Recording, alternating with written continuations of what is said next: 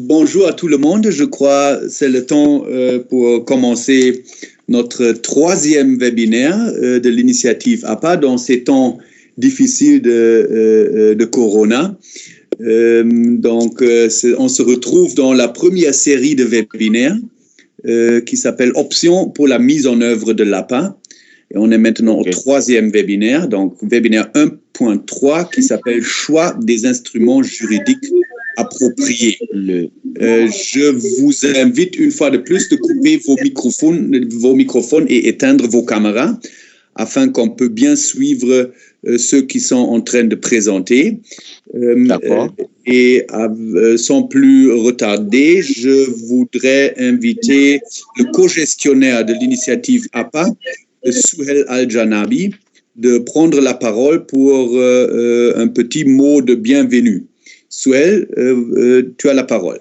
Oui, alors bonjour collègues, bonjour chers amis francophones en Afrique. Pour cette quatrième séance de webinaire dans le cadre de discuter des options pour la mise en œuvre d'APA en Afrique. Bon, vous vous rappelez que nous avons introduit, encore une fois, parlé sur la ligne directrice, les différentes options de la mise en œuvre. Et aujourd'hui, on va plonger un peu plus en profondeur sur les questions techniques. Alors, lesquels sont des aspects nécessaires à considérer dans la mise en œuvre au niveau national, quels sont les instruments appropriés. Et j'aimerais aussi souligner que cette webinaire est organisé en franche collaboration avec l'Union africaine, la Commission, avec le département de ressources humaines et la recherche. Mallette, elle va contribuer aussi au séminaire anglophone. Et bon, vous savez que cet aspect de mise en œuvre, c'est seulement un des plusieurs champs que nous allons aboutir dans cette série des webinaires. On va aussi parler sur les liens avec d'APA avec la conservation et l'utilisation durable. On va jeter un coup d'œil sur les aspects de clauses, comment bien établir des clauses sur le partage des avantages et bien sûr, il y a un autre grand élément qu'on va discuter ensemble, ça c'est sur les informations numérisées pour préparer bien l'Afrique techniquement pour les négociations qui vont venir. Alors, ça c'est que d'un petit mot de bienvenue et j'espère qu'on aura un échange fructueux, quelques présentations, mais la plupart sera avec vous, ça sera avec vos questions et on va aussi essayer de répondre dans une manière utile. Bon, merci bien et c'est à Peter maintenant. Merci Souheil pour ces mots de bienvenue. Prochain diapo. Pour ceux qui nous ont déjà suivis plusieurs fois, je crois que vous pouvez remarquer peut-être déjà quelques petites différences par rapport aux deux premières fois.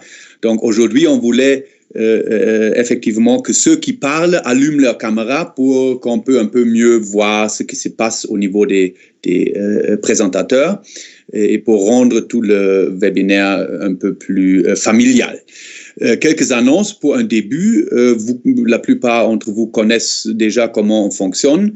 Donc aujourd'hui, c'est uniquement et seule la première présentation qui sera faite par Olivier, qui s'appelle Introduction et mise en contexte de ce webinaire qui sera enregistré et publié. Ça veut dire toutes les présentations des pays. Aujourd'hui, on sera un peu plus interactif. Donc, il y aura 2 pays qui vont partager leurs expériences par rapport au choix des instruments juridiques appropriés, notamment l'Algérie et le Madagascar. Et donc, leur présentation et les discussions, donc vos voix et aussi vos vidéos ne seront pas publiées. Donc, on fait cela afin qu'on peut parler librement pendant ces webinaires, parce que l'idée derrière est vraiment un échange étroit pour échanger les expériences et pour faire avancer la mise en œuvre de l'APA dans vos pays respectifs. Comme d'habitude, un rapport écrit et anonymisé va résumer les discussions et sera mis à votre disposition. Pour cela, vous pouvez à tout moment aussi vous rendre sur le site web de l'initiative APA. Vous allez trouver là-bas un petit page pour les webinaires et là-dedans, on trouve toute la documentation de tous les webinaires que nous avons déjà organisés. Prochaine diapo, s'il vous plaît. Donc, quelques conseils pour une bonne expérience de webinaire. Là, maintenant, par exemple, on entend un micro que je viens de muter maintenant. Donc, avant tout, il est important que chacun coupe ses microphones et qu'en étend les caméras, parce que sinon, ça devient un peu le désordre, ce qu'on veut effectivement éviter. Vos contributions orales sont les bienvenues, mais s'il vous plaît, uniquement pendant les questions et réponses après ou dans ce cas, après les présentations.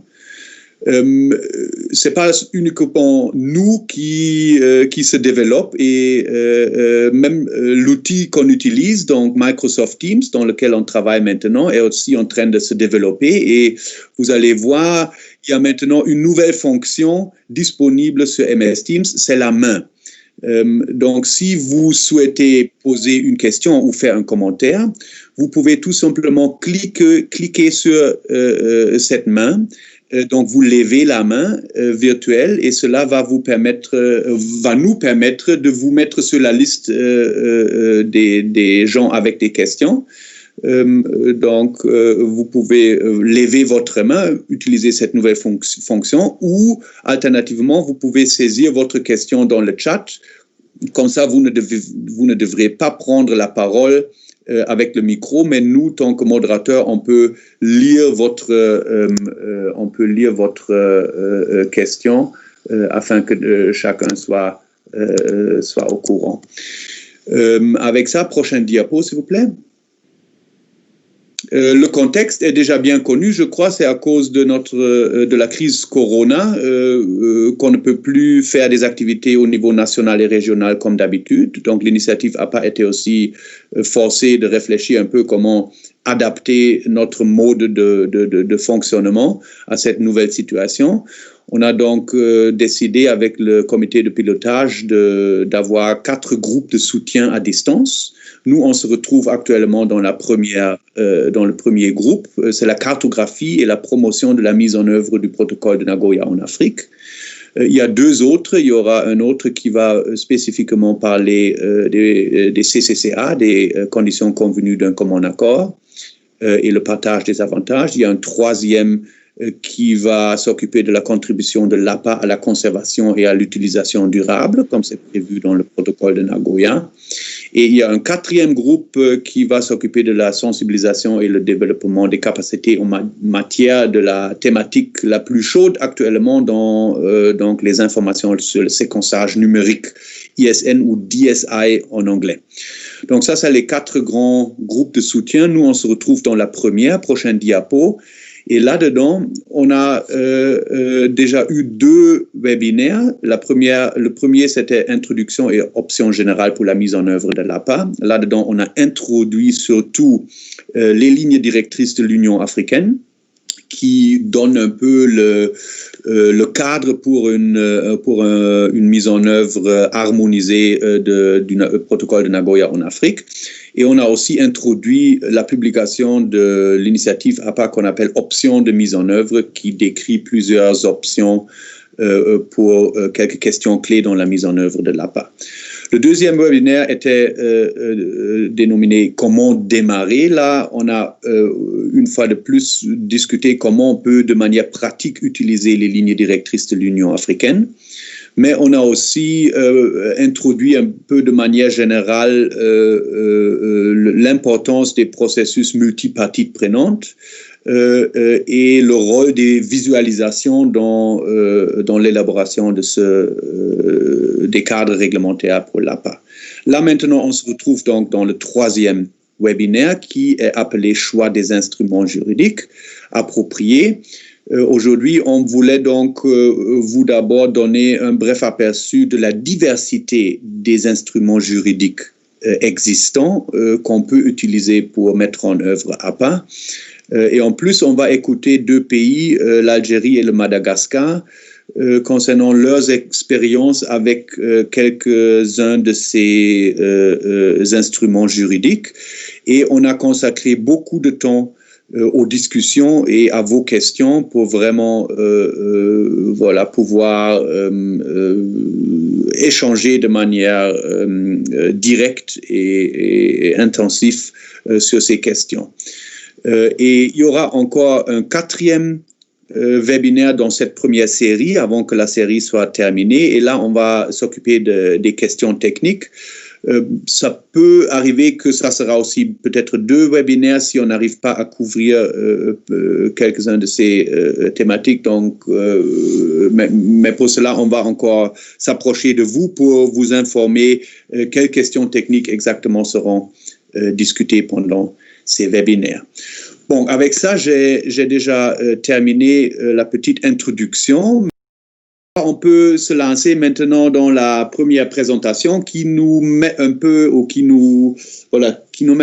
le contexte de notre thématique choix des instruments juridiques appropriés d'aujourd'hui.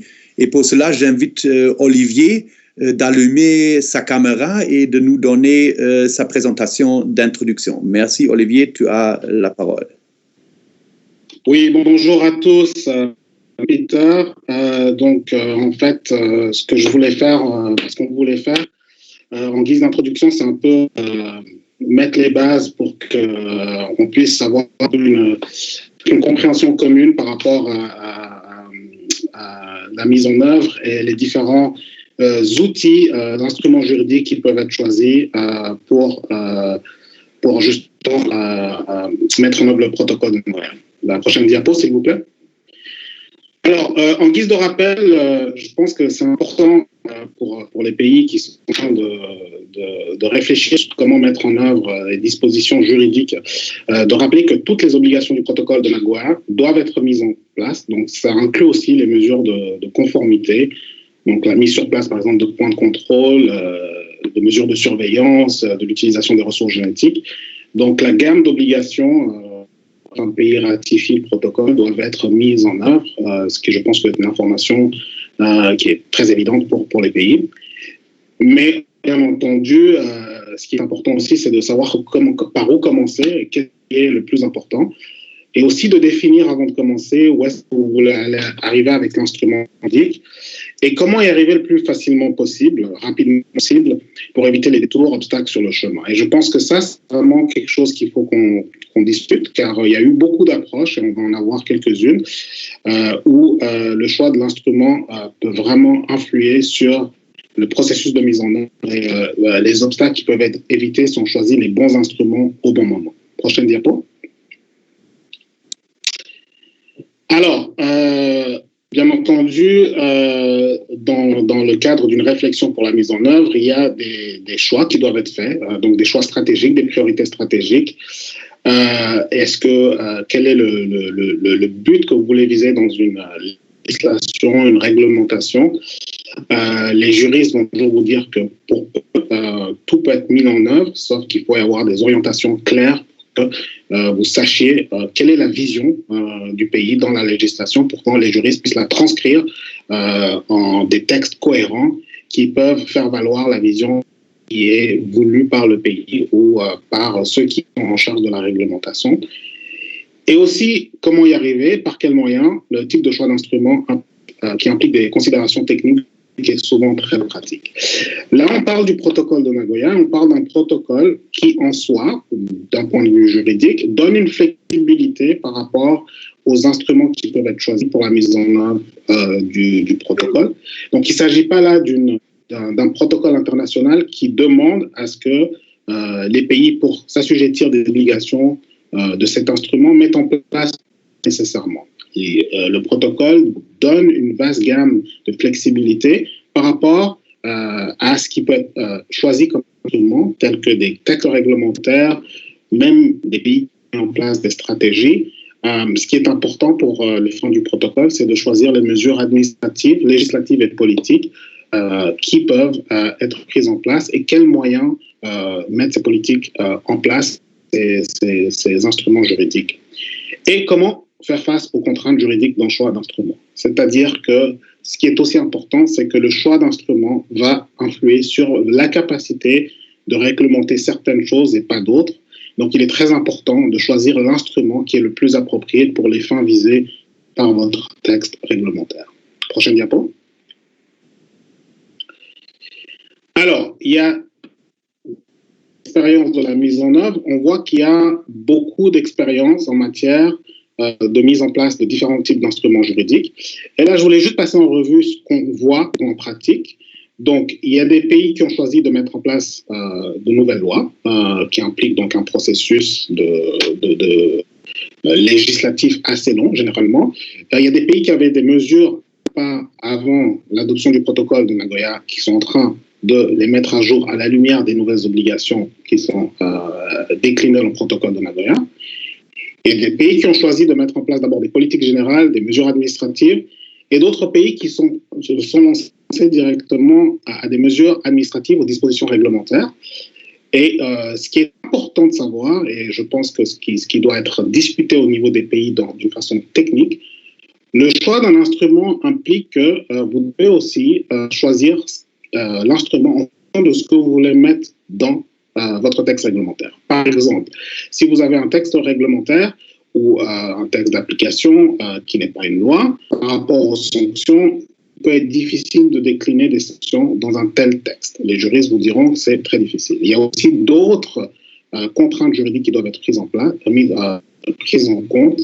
Et donc, ce qu'il faut savoir, c'est vraiment, si vous choisissez donc le biais d'une loi ou le biais d'un texte réglementaire, qu'est-ce que vous pouvez ou ne pouvez pas faire. L'autre chose, et dans beaucoup de pays, donc de traditions civilistes, qui sont la plupart de vos pays, pour que vous puissiez prendre ou mettre en place des textes réglementaires, généralement, vous avez besoin d'avoir un ancrage dans une loi ou une disposition législative existante. Et donc, ça, c'est une considération très importante. Et on va le voir dans les exemples qui vont être donnés aujourd'hui, comment cela peut être fait. Donc, ça implique une technicité aussi à savoir faire des légistes qui vont vous aider dans le choix de ces instruments.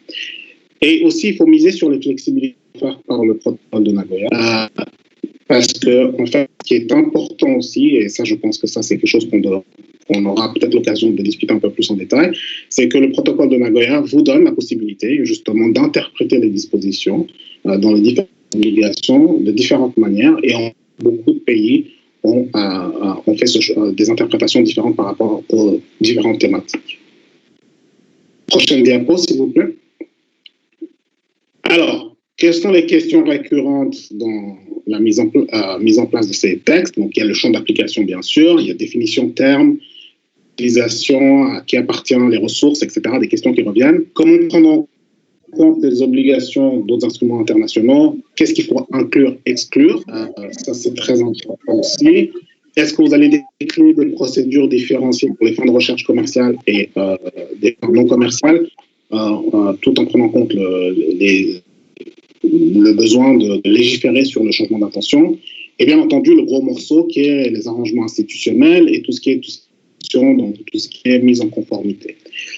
Je voulais m'arrêter ici pour donc prochaine diapo, je pense que c'est la dernière. Je voulais m'arrêter ici pour pour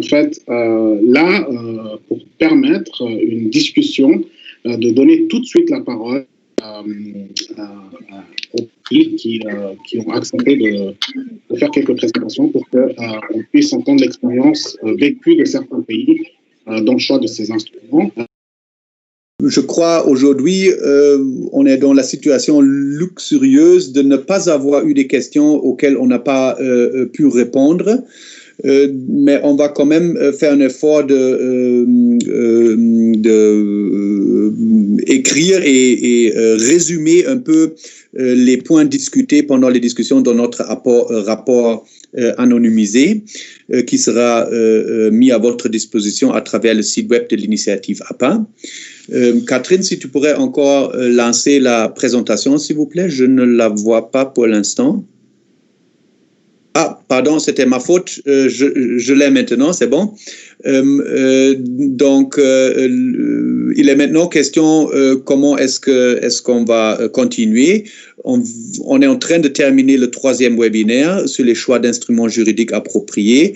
Le 25 juin, il y aura donc maintenant le 4e webinaire sur les questions techniques.